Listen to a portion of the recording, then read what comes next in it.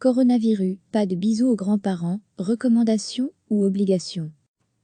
Cette question a l'air simple, et pourtant, à l'examiner de plus près, elle peut nous emmener loin.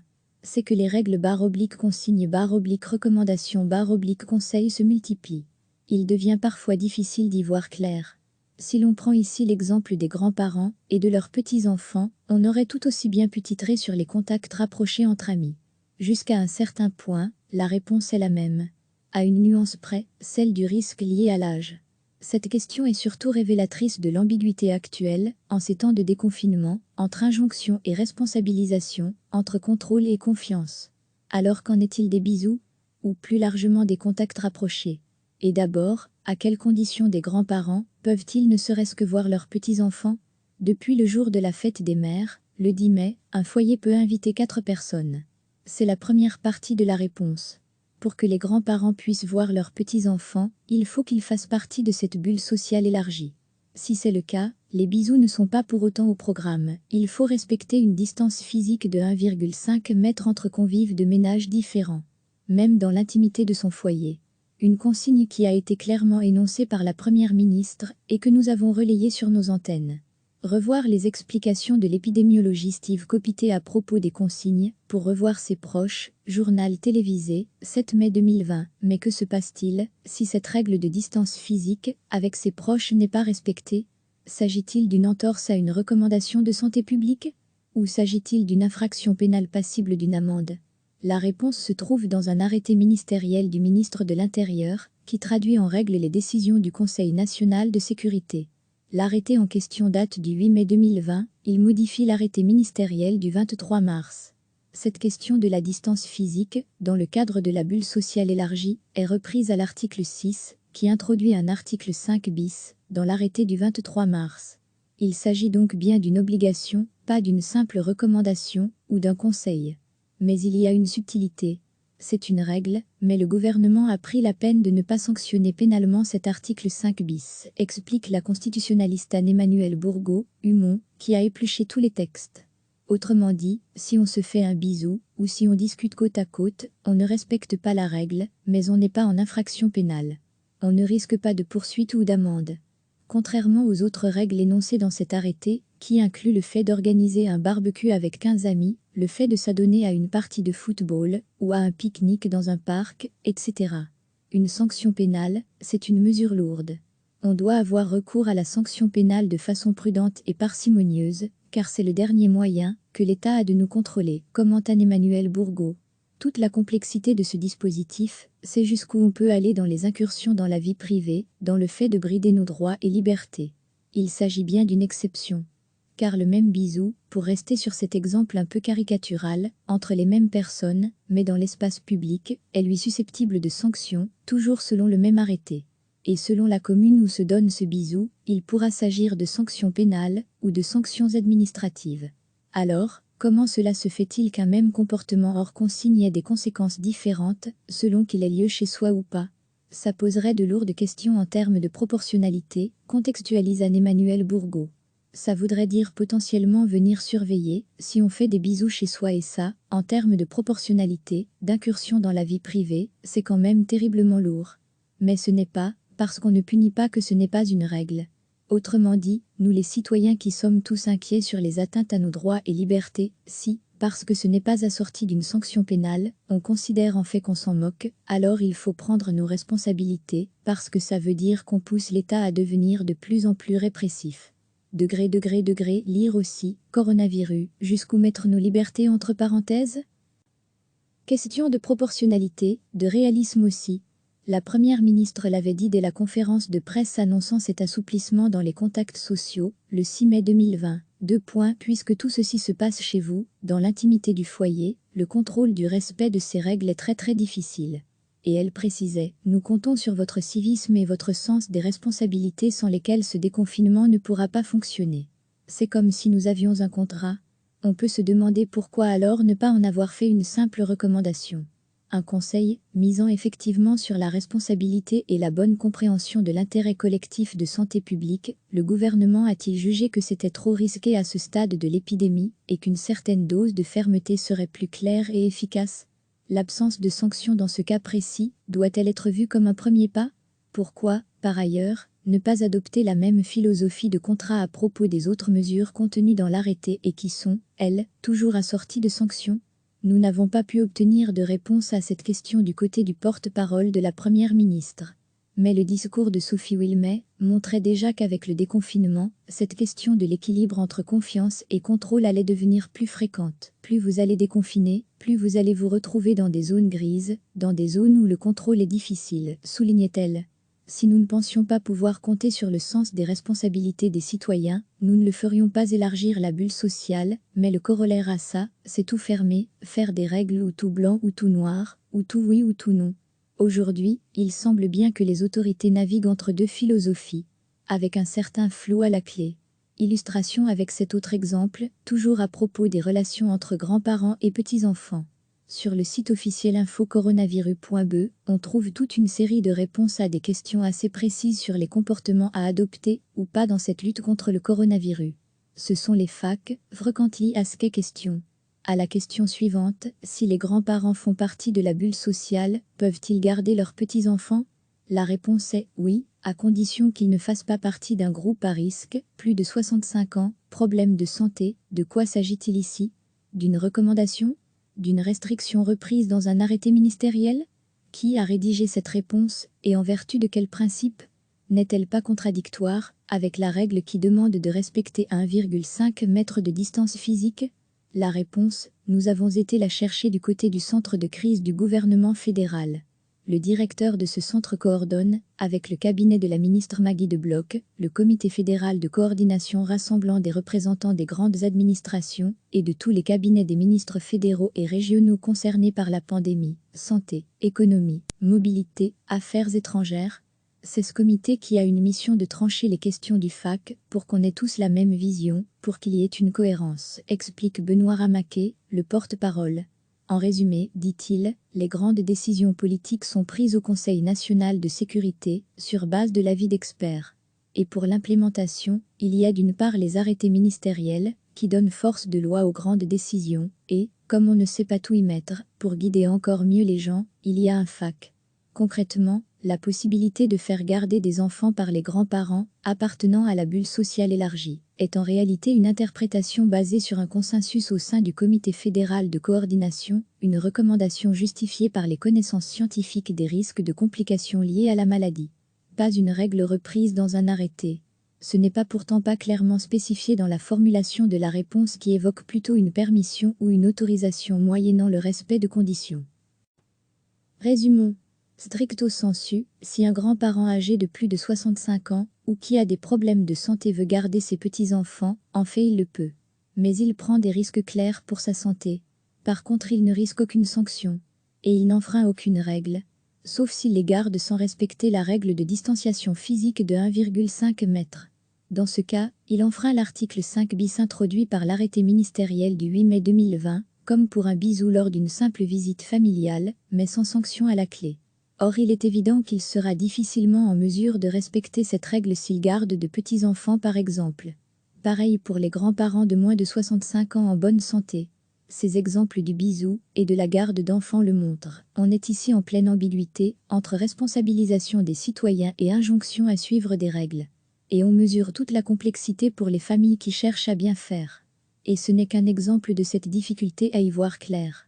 Aujourd'hui, dans cette période de déconfinement, où des précisions sont données tous les jours, exemple, où certains acteurs s'expriment sans concertation, exemple, où la taille autorisée pour les rassemblements varie en fonction des circonstances, explication, où certaines mesures sont parfois des recommandations, parfois des obligations, comme dans le cas du port d'un masque, où l'on peut discuter avec un proche assis dans son jardin, mais en mouvement dans l'espace public, où l'on peut visiter un zoo, mais pas faire une excursion à la mer. Quel que soit le bien fondé de ces décisions, le risque est de perdre les citoyens en cours de route, qui ne comprennent plus ce qu'ils sont censés faire ou pas, et ce qu'ils risquent, que ce soit en termes de santé ou d'amende.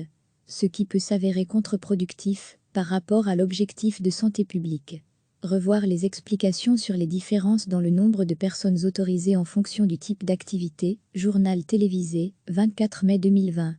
Sans parler de ceux qui sont chargés de faire respecter les consignes, policiers ou pas, et pour qui ce n'est pas forcément plus clair, comme dans cet exemple rapporté par Sud Presse, où une dame et ses 2 filles se sont vues refuser l'accès à un magasin. Pour Anne-Emmanuelle Bourgault, ce grand flou actuel pose en tout cas problème. Dans les comportements qu'on peut faire ou qu'on ne peut pas faire, dans la nature de la sanction qui va intervenir, dans la procédure applicable, il y a un flou problématique, car la règle en matière pénale, c'est la clarté, la prévisibilité, la légalité de la norme, dit-elle. Elle pointe la succession de procédures exceptionnelles, voire hors cadre légal, comme pour les sanctions administratives, initiées sans base juridique dans un premier temps. On atteint un niveau de complexité et d'exceptionnalité qui porte préjudice aux droits et libertés, mais aussi à l'efficacité des mesures à faire de l'exceptionnel, de l'urgent et du sururgent, dès le moment où les citoyens ne peuvent pas raisonnablement, sans difficulté excessive, prévoir ce qu'ils doivent faire, mais aussi la procédure à laquelle ils doivent faire face. On manque aux garanties d'un état de droit contre l'arbitraire. On atteint un niveau de complexité et d'exceptionnalité qui porte préjudice aux droits et libertés, mais aussi à l'efficacité des mesures. Et de plaider pour un déconfinement juridique, c'est-à-dire le retour à une forme de normalité dans l'établissement des règles, maintenant que le moment d'urgence sanitaire absolue est passé. Le fait qu'il y ait moins de morts nous donne plus de temps pour prendre des garanties juridiques, estime-t-elle. Le fait que systématiquement, on contourne la section législation du Conseil d'État en invoquant l'urgence, moi je trouve ça scandaleux. Il faut aussi prendre des garanties pour la santé de la démocratie, le minimum de précaution, qui n'empêche pas d'être efficace. On a l'impression qu'on gouverne par communiqué de presse et conférences de presse. Ce qui ne veut pas dire, précise-t-elle, que toutes les règles exceptionnelles reprises dans les arrêtés ministériels doivent être bétonnées en loi. Ce n'est pas « qui confine bien châtie bien », c'est à la marge qu'il faut châtier. On ne peut pas tout le temps fonctionner à l'infraction. Il faut que les gens comprennent plus le sens que la règle. Pour le porte-parole du centre de crise, Benoît Ramaquet, il faut aujourd'hui changer la façon d'envisager les règles. Il faut que les gens comprennent plus le sens que la règle. On touche toutes les dimensions de la vie socio-économique et c'est impossible de répondre à chaque cas individuel. Nous, on travaille davantage sur le sens, sur la responsabilité et le bon sens. Les gens doivent comprendre quel est l'objectif.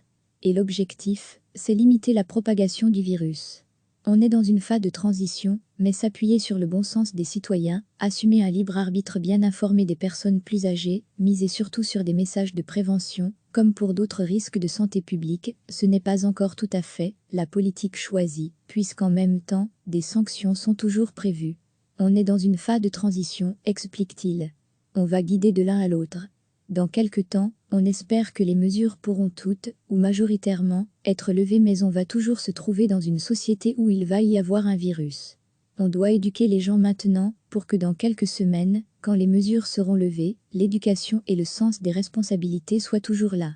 Degré, lire aussi, bien se laver les mains et porter un masque. 5 nouvelles habitudes et connaissances acquises avec le coronavirus. La porte-parole du SPF Santé publique, Vinciane Charlier, ne dit pas autre chose. Il faut insister sur les messages de base, lavage des mains, distance physique, etc. C'est ce qui va freiner le plus la propagation du virus. On ne sait pas répondre à toutes les questions particulières. Quand les réponses à apporter sont moins claires, on reste autour des principes de base. Le bon sens, c'est protéger les groupes à risque, sortir le moins possible. De facto, la tâche de la police devient plus difficile à exercer, les zones grises dont parlait Sophie Wilmès se multipliant. L'anxiété reste bien présente dans la population, avec une attente de clarté. Combien de temps la transition évoquée par le porte-parole du centre de crise va-t-elle durer ? On ne sort visiblement pas si facilement d'un confinement, situation hors norme dans une démocratie. Degré, à lire aussi sur le site de France Culture, à propos de la photo d'illustration de cet article. 11 mai, 11 photographies du confinement analysées par 2 sociologues de l'image. Cette question a l'air simple, et pourtant, à l'examiner de plus près, elle peut nous emmener loin. C'est que les règles /consignes /recommandations /conseils se multiplient. Il devient parfois difficile d'y voir clair. Si l'on prend ici l'exemple des grands-parents et de leurs petits-enfants, on aurait tout aussi bien pu titrer sur les contacts rapprochés entre amis. Jusqu'à un certain point, la réponse est la même. À une nuance près, celle du risque lié à l'âge. Cette question est surtout révélatrice de l'ambiguïté actuelle, en ces temps de déconfinement, entre injonction et responsabilisation, entre contrôle et confiance. Alors qu'en est-il des bisous? Ou plus largement des contacts rapprochés? Et d'abord, à quelles conditions des grands-parents peuvent-ils ne serait-ce que voir leurs petits-enfants? Depuis le jour de la fête des mères, le 10 mai, un foyer peut inviter 4 personnes. C'est la première partie de la réponse. Pour que les grands-parents puissent voir leurs petits-enfants, il faut qu'ils fassent partie de cette bulle sociale élargie. Si c'est le cas, les bisous ne sont pas pour autant au programme. Il faut respecter une distance physique de 1,5 mètre entre convives de ménages différents, même dans l'intimité de son foyer. Une consigne qui a été clairement énoncée par la Première ministre et que nous avons relayée sur nos antennes. Revoir les explications de l'épidémiologiste Yves Copité à propos des consignes, pour revoir ses proches, journal télévisé, 7 mai 2020. Mais que se passe-t-il si cette règle de distance physique avec ses proches n'est pas respectée? S'agit-il d'une entorse à une recommandation de santé publique? Ou s'agit-il d'une infraction pénale passible d'une amende? La réponse se trouve dans un arrêté ministériel du ministre de l'Intérieur, qui traduit en règle les décisions du Conseil national de sécurité. L'arrêté en question date du 8 mai 2020, il modifie l'arrêté ministériel du 23 mars. Cette question de la distance physique, dans le cadre de la bulle sociale élargie, est reprise à l'article 6, qui introduit un article 5 bis, dans l'arrêté du 23 mars. Il s'agit donc bien d'une obligation, pas d'une simple recommandation, ou d'un conseil. Mais il y a une subtilité. C'est une règle, mais le gouvernement a pris la peine de ne pas sanctionner pénalement cet article 5 bis, explique la constitutionnaliste Anne-Emmanuelle Bourgault, Humon, qui a épluché tous les textes. Autrement dit, si on se fait un bisou, ou si on discute côte à côte, on ne respecte pas la règle, mais on n'est pas en infraction pénale. On ne risque pas de poursuite ou d'amende. Contrairement aux autres règles énoncées dans cet arrêté, qui inclut le fait d'organiser un barbecue avec 15 amis, le fait de s'adonner à une partie de football, ou à un pique-nique dans un parc, etc. Une sanction pénale, c'est une mesure lourde. On doit avoir recours à la sanction pénale de façon prudente et parcimonieuse, car c'est le dernier moyen que l'État a de nous contrôler, commente Anne-Emmanuelle Bourgault. Toute la complexité de ce dispositif, c'est jusqu'où on peut aller dans les incursions dans la vie privée, dans le fait de brider nos droits et libertés. Il s'agit bien d'une exception. Car le même bisou, pour rester sur cet exemple un peu caricatural, entre les mêmes personnes, mais dans l'espace public, est lui susceptible de sanctions, toujours selon le même arrêté. Et selon la commune où se donne ce bisou, il pourra s'agir de sanctions pénales ou de sanctions administratives. Alors, comment cela se fait-il qu'un même comportement hors consigne ait des conséquences différentes, selon qu'il ait lieu chez soi ou pas? Ça poserait de lourdes questions en termes de proportionnalité, contextualise Anne-Emmanuelle Bourgault. Ça voudrait dire potentiellement venir surveiller, si on fait des bisous chez soi et ça, en termes de proportionnalité, d'incursion dans la vie privée, c'est quand même terriblement lourd. Mais ce n'est pas, parce qu'on ne punit pas que ce n'est pas une règle. Autrement dit, nous les citoyens qui sommes tous inquiets sur les atteintes à nos droits et libertés, si, parce que ce n'est pas assorti d'une sanction pénale, on considère en fait qu'on s'en moque, alors il faut prendre nos responsabilités, parce que ça veut dire qu'on pousse l'État à devenir de plus en plus répressif. Degré, lire aussi, coronavirus, jusqu'où mettre nos libertés entre parenthèses? Question de proportionnalité, de réalisme aussi. La Première ministre l'avait dit dès la conférence de presse annonçant cet assouplissement dans les contacts sociaux, le 6 mai 2020. Puisque tout ceci se passe chez vous, dans l'intimité du foyer, le contrôle du respect de ces règles est très difficile. Et elle précisait, nous comptons sur votre civisme et votre sens des responsabilités sans lesquelles ce déconfinement ne pourra pas fonctionner. C'est comme si nous avions un contrat. On peut se demander pourquoi alors ne pas en avoir fait une simple recommandation. Un conseil, misant effectivement sur la responsabilité et la bonne compréhension de l'intérêt collectif de santé publique, le gouvernement a-t-il jugé que c'était trop risqué à ce stade de l'épidémie et qu'une certaine dose de fermeté serait plus claire et efficace? L'absence de sanction dans ce cas précis doit-elle être vue comme un premier pas? Pourquoi, par ailleurs, ne pas adopter la même philosophie de contrat à propos des autres mesures contenues dans l'arrêté et qui sont, elles, toujours assorties de sanctions? Nous n'avons pas pu obtenir de réponse à cette question du côté du porte-parole de la Première ministre. Mais le discours de Sophie Wilmès montrait déjà qu'avec le déconfinement, cette question de l'équilibre entre confiance et contrôle allait devenir plus fréquente. Plus vous allez déconfiner, plus vous allez vous retrouver dans des zones grises, dans des zones où le contrôle est difficile, soulignait-elle.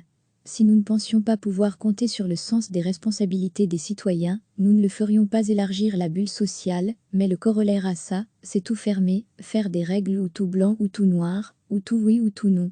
Aujourd'hui, il semble bien que les autorités naviguent entre deux philosophies, avec un certain flou à la clé. Illustration avec cet autre exemple, toujours à propos des relations entre grands-parents et petits-enfants. Sur le site officiel info-coronavirus.be, on trouve toute une série de réponses à des questions assez précises sur les comportements à adopter ou pas dans cette lutte contre le coronavirus. Ce sont les FAQ, Frequently Asked Questions. À la question suivante, si les grands-parents font partie de la bulle sociale, peuvent-ils garder leurs petits-enfants? La réponse est oui, à condition qu'ils ne fassent pas partie d'un groupe à risque, plus de 65 ans, problème de santé. De quoi s'agit-il ici? D'une recommandation? D'une restriction reprise dans un arrêté ministériel? Qui a rédigé cette réponse et en vertu de quel principe? N'est-elle pas contradictoire avec la règle qui demande de respecter 1,5 mètre de distance physique? La réponse, nous avons été la chercher du côté du centre de crise du gouvernement fédéral. Le directeur de ce centre coordonne, avec le cabinet de la ministre Maggie de Bloch, le comité fédéral de coordination rassemblant des représentants des grandes administrations et de tous les cabinets des ministres fédéraux et régionaux concernés par la pandémie, santé, économie, mobilité, affaires étrangères. C'est ce comité qui a une mission de trancher les questions du FAQ pour qu'on ait tous la même vision, pour qu'il y ait une cohérence, explique Benoît Ramaquet, le porte-parole. En résumé, dit-il, les grandes décisions politiques sont prises au Conseil national de sécurité, sur base de l'avis d'experts. Et pour l'implémentation, il y a d'une part les arrêtés ministériels, qui donnent force de loi aux grandes décisions, et, comme on ne sait pas tout y mettre, pour guider encore mieux les gens, il y a un FAQ.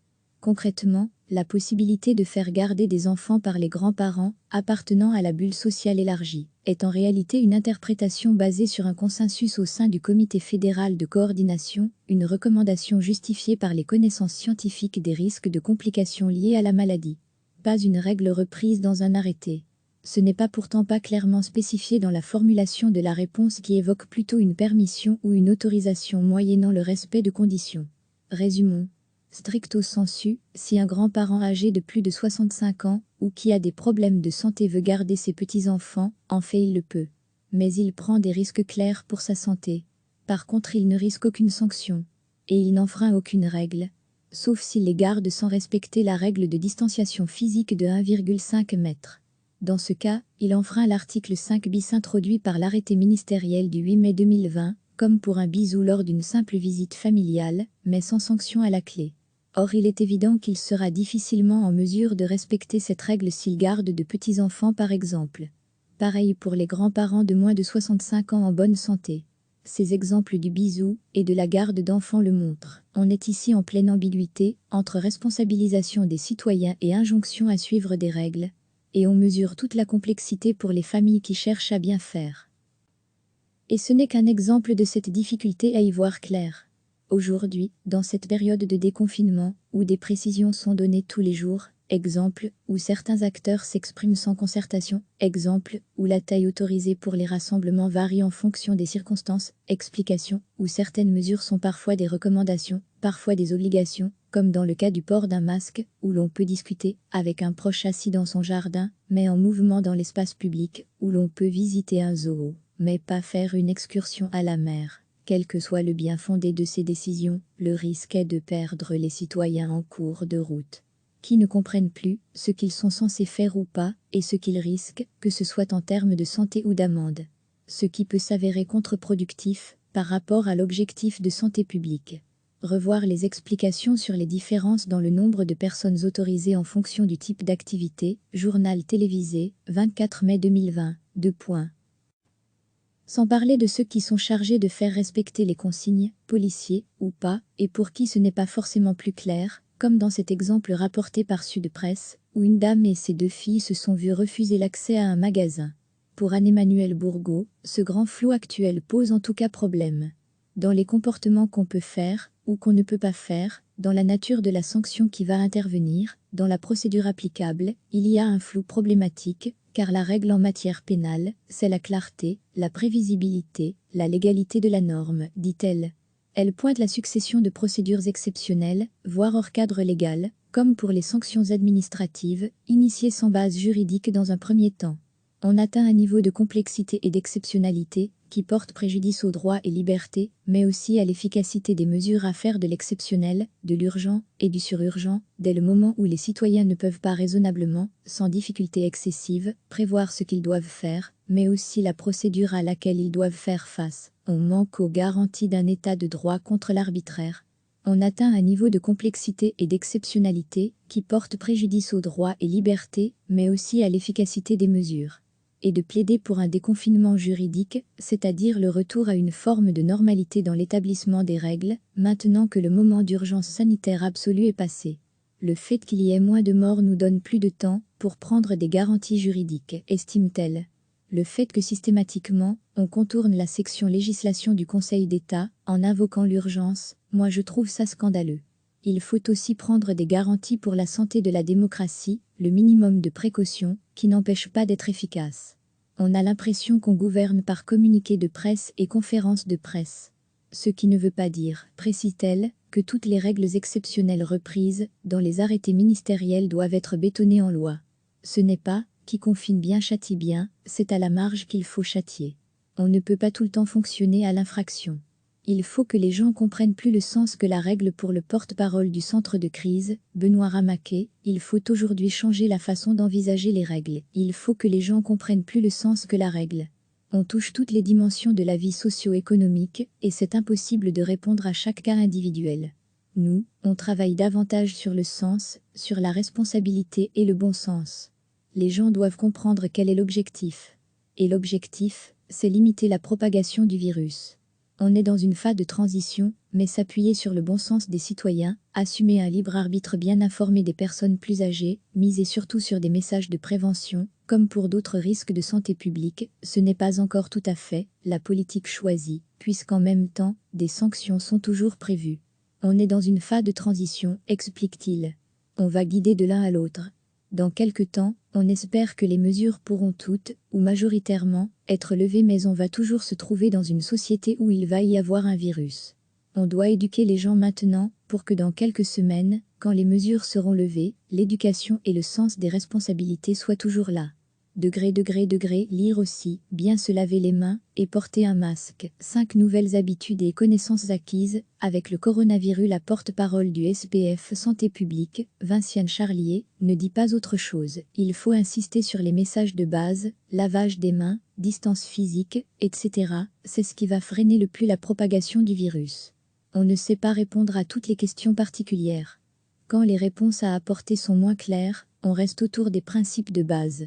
Le bon sens, c'est protéger les groupes à risque, sortir le moins possible. De facto, la tâche de la police devient plus difficile à exercer, les zones grises dont parlait Sophie Wilmès se multipliant. L'anxiété reste bien présente dans la population, avec une attente de clarté. Combien de temps la transition évoquée par le porte-parole du centre de crise va-t-elle durer ? On ne sort visiblement pas si facilement d'un confinement, situation hors norme dans une démocratie. Degré, à lire aussi sur le site de France Culture, à propos de la photo d'illustration de cet article. 11 mai, 11 photographies du confinement analysées par 2 sociologues de l'image. Cliquez sur s'abonner pour recevoir les dernières nouvelles.